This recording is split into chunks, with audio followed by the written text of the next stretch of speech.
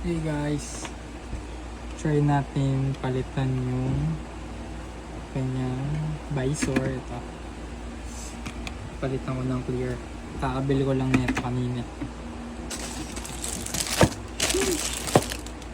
Ito yung tray na clear visor na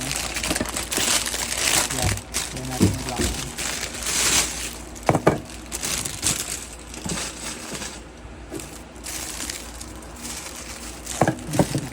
Tape kasi grabe naman si Seth, baka naman Seth,